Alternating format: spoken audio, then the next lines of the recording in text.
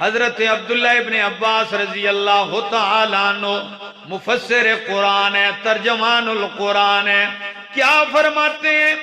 حافظ ابن کثیر رحمہ اللہ ان کا یہ قول نقل کرتے ہیں، کہتے ہیں اللہ نے جب بھی کوئی عبادت فرض کی ہے اس کے لیے حد مقرر کیا ہے۔ کیا؟ جتنی بھی عبادت ہیں، نمازیں دن میں 5 ہیں، روزہ رمضان کا سال میں 1 دفعہ، حج زندگی میں 1 دفعہ، زکوٰۃ سال میں 1 دفعہ ہے، لیکن ایک عبادت ہے جسے کہا جاتا ہے ذکر۔ یہ وہ عبادت ہے جس کے لیے اللہ نے کوئی حد مقرر نہیں کی ہے، بلکہ کیا فرمایا؟ اور عجیب بات ہے کہ باقی عبادتوں کا حد بھی مقرر ہے، اور جب بندے کا عذر ہو تو اللہ نے عذر بھی مانا ہے کہ جی اب تو معذور ہے، جہاد نہ کر، اب تو معذور ہے، تو روزہ نہ رکھ، اب تو معذور ہے، حج کے لیے نہ جا، اب تو معذور ہے، زکوٰۃ نہ دے۔ لیکن ذکر وہ عبادت ہے نہ اس کی کوئی حد مقرر ہے اور نہ ہی کسی عذر میں اس کی چھوٹ ہے۔ وہ کیسے؟ اب ذرا سنیے بھی تو صحیح، حد نہیں متعین کی، فرمایا وَاذْكُرُوا اللَّهَ ذِكْرًا كَثِيرًا، اللہ کو یاد کرو کتنا جی؟ کثیرا، بہت زیادہ، زیادہ یاد کرو۔ کب یاد کرو؟ کس وقت یاد کرو؟ فرمایا قیاما وقعودا وعلی جنوبکم، قیاما وقعودا وعلی جنوبکم، کھڑے ہو تب بھی اللہ کی یاد، بیٹھے ہو تب بھی اللہ کی یاد، اور کروٹ کے بل لیٹے ہو تب بھی اللہ کی یاد۔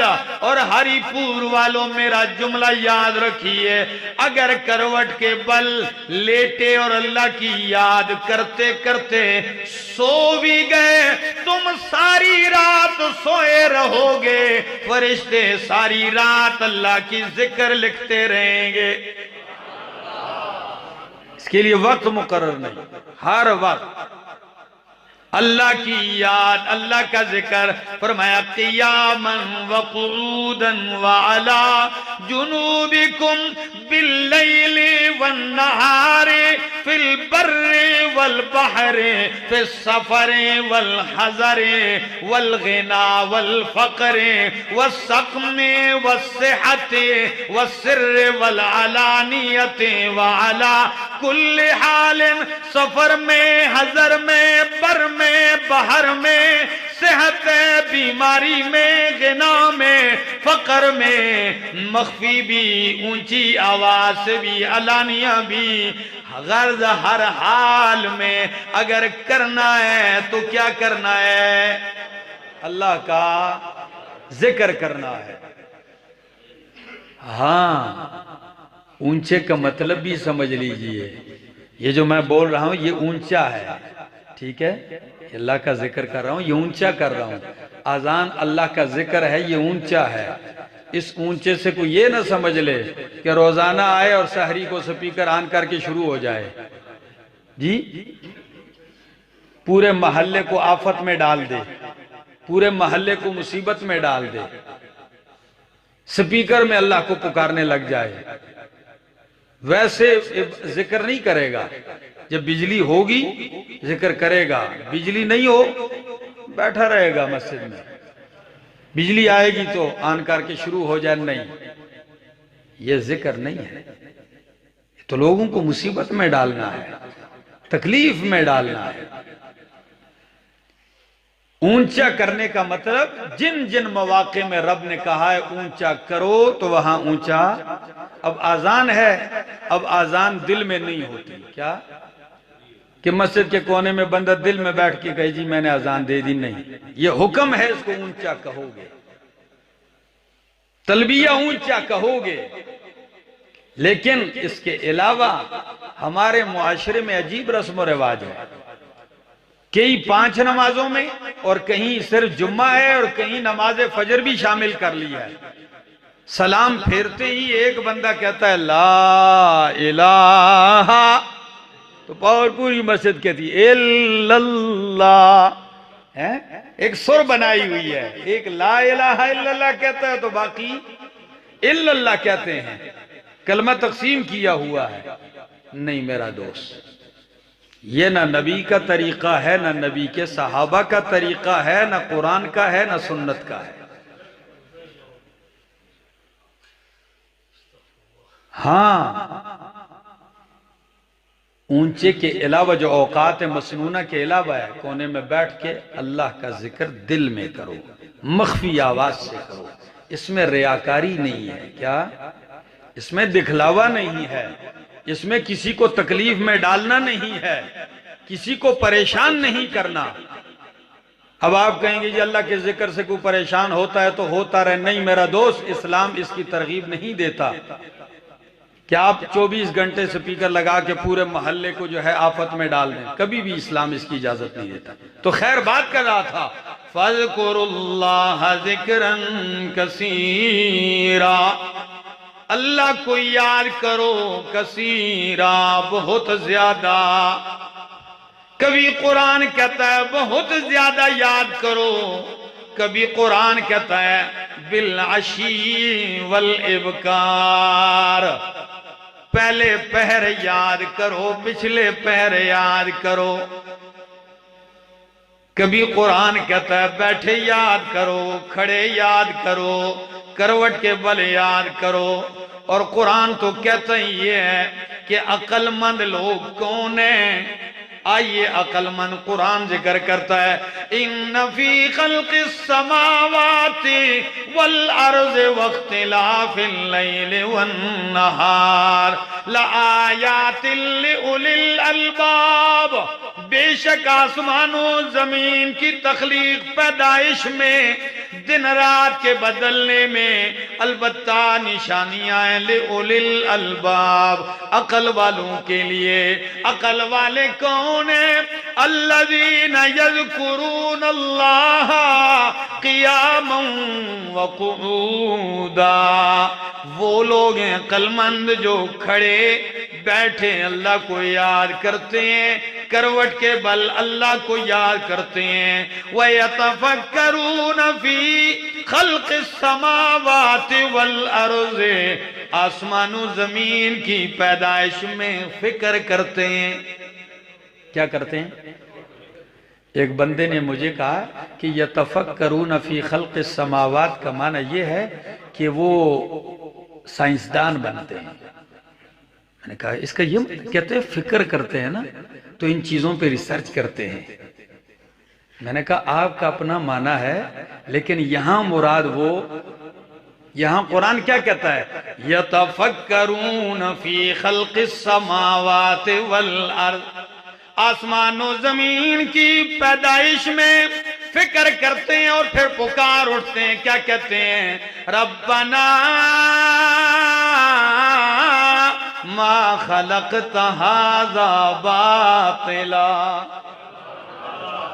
ربنا ما خلقت هذا باطلا، اے ہمارے رب تو نے یہ چیزیں باطل عبث بے فائدہ نہیں پیدا کی ہیں۔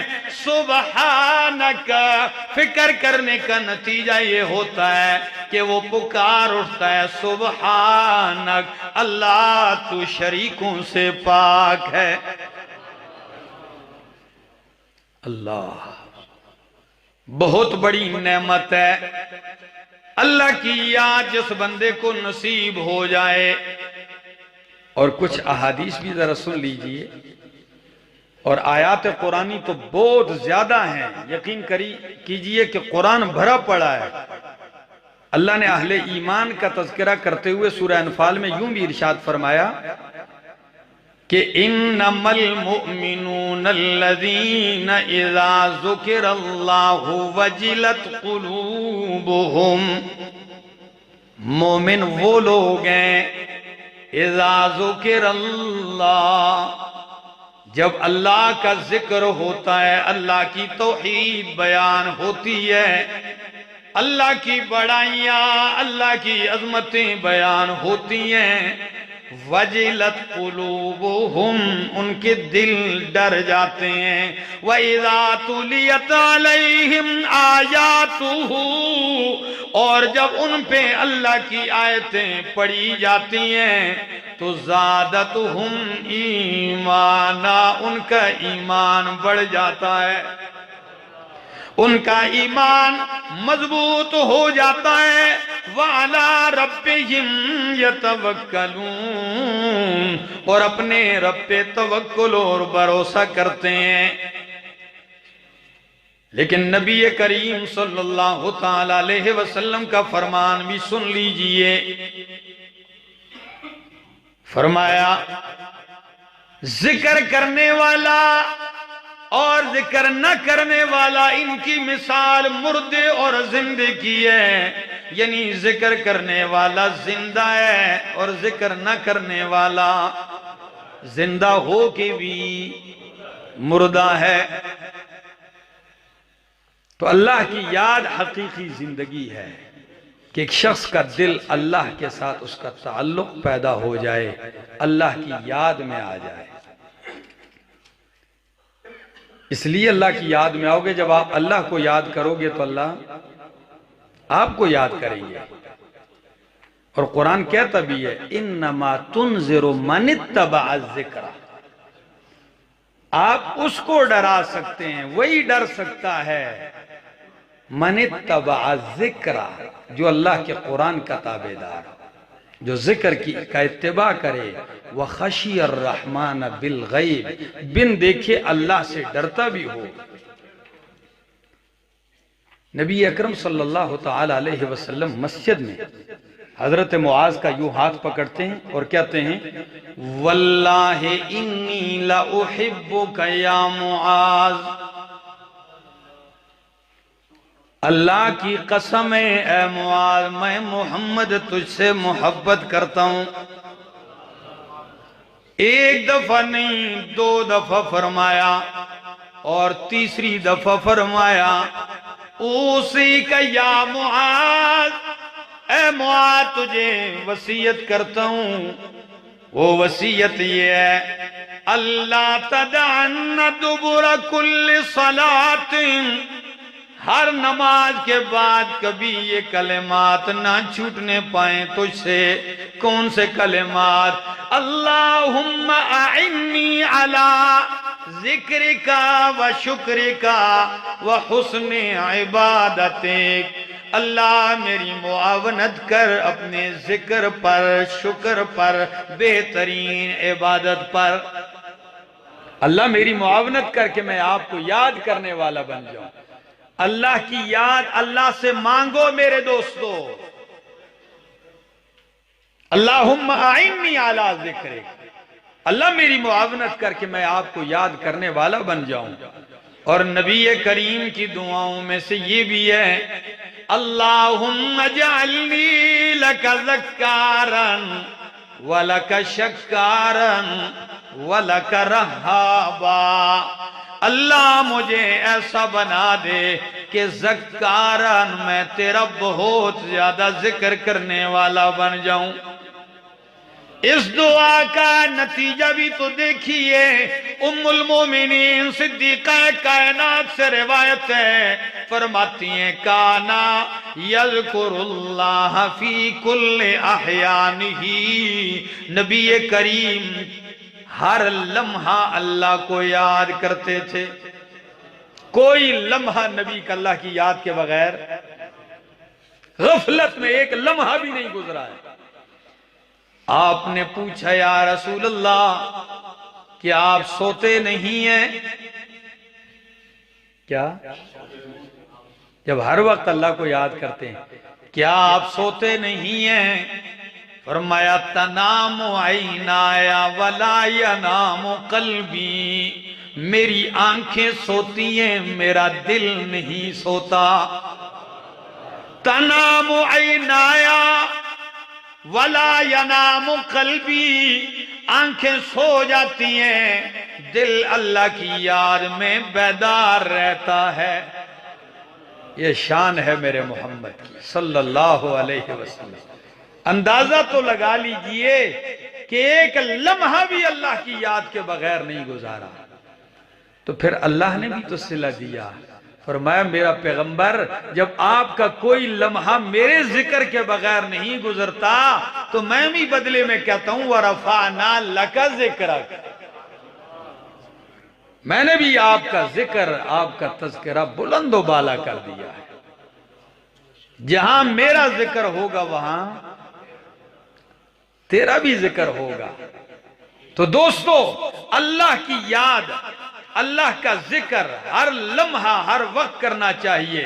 نبی کریم حضرت عبداللہ ابن عباس سے روایت ہے، کان النبی یدعو، نبی کریم جب دعا کرتے تو دعا یوں کرتے، رب اعنی ولا تعن علی وانصرنی ولا تنصر علی، اللہ میری معاونت کر، میرے مقابلے میں میرے دشمن کی معاونت نہ کر، وانصرنی ولا تنصر علی، اللہ میری نصرت کر، مدد کر، میرے مقابلے میں میرے دشمن کی مدد نہ کر، وامکر لی ولا تمکر علی، اللہ میرے حق میں تدبیر کر، میری کامیابی کی تدبیر کر، میرے بچاؤ کی تدبیر کر، ولا تمکر علی، میرے مقابلے میں میرے دشمن کے حق میں تدبیر نہ کر، وَاہْدِنِي وَيَسِّرْ ہدایا، اللہ میری رہنمائی کر، مجھے ہدایت دے اور میری رہنمائی میرے لیے آسان کر دے، وانصرنی علی من بغی علی، اللہ جو مجھ پہ زیادتی کرے تو میری مدد کر اس کے مقابلے میں، اللہم اجعلنی لک شاکرا لک ذاکرا لک راہبا، اللہ مجھے بنا دے اپنا ذاکر، اپنا شاکر اور اپنی ذات سے ڈرنے والا، لک متواعا الیک مخبتا او منیبا، اے اللہ مجھے اپنا اطاعت گزار بنا دے، اللہ مجھے اپنی طرف رجوع کرنے والا بنا دے، رب تقبل توبتی وغسل حوبتی، اللہ میری توبہ قبول کر، میرے گناہ دھو دے، واجب دعوتی، اللہ میری دعا و پکار قبول کر، وثبت حجتی، اللہ میری حجت، میری دلیل ثابت کر دے، اس وقت بھی جب فرشتے پوچھیں تو میری دلیل مضبوط ہو برزخ میں، اس وقت بھی اللہ جب تو قیامت والے دن پوچھے تو میری دلیل مضبوط ہو، درست ہو، وحد قلبی، میرے دل کی رہنمائی کر، وسدد لسانی، میری زبان درست رکھ، واسلل سخیمت قلبی، اللہ میرے دل کی ساری میل اور قدورتیں دور کر دے۔ جب ہم دعائیں کریں تو ایسی بھی دعائیں ہونی چاہیے، ہر وقت یہی دعا کرتے رہتے ہیں اللہ دکان دے دے، بنگلہ ٹھیک کر دے، فلاں کر دے، فلاں کر دے، اپنی دعاؤں میں یہ دعائیں بھی تو شامل کر لیجئے۔ یہ ترمذی کی روایت ہے، اور اللہ کو یہ بندہ بہت پسند ہے جو تنہائی میں منبر پر بیٹھ کے رونا یا لوگوں کو رلانا اور ہنسانا یہ بہت آسان ہے۔ کمال کی بات یہ ہے کہ بندہ خلوت میں تنہائی میں بھی اپنے اللہ کو یاد کر کے رو پڑے، تو اس کا بدلہ کیا ہے؟ فرمایا سبعۃ یظلھم اللہ فی ظلہ یوم لا ظل الا ظلہ، 7 قسم کے بندے اللہ ان کو عرش کا سایہ دے گا جس دن عرش کے سائے کے سوا کوئی سایہ نہ ہوگا۔ ان 7 میں سے ایک وہ ہے رجل ذکر اللہ خالیا ففاضت عیناہ، وہ بندہ جو خلوت میں اللہ کو یاد کرے، ففاضت عیناہ، اور اس کی آنکھوں سے آنسو جاری ہو جائے۔ خلوتوں میں میرے جوانوں کبھی رو لیا کرو، اس کی لذت بہت ہے، اس کی بھی ایک مٹھاس ہے، اور اس کی مٹھاس اتنی ہے کہ ایک عالم کی ایک بات آپ کو بتانے لگا ہوں، ایک عجیب بات نقل کرتے ہیں، سنیے گا ذرا۔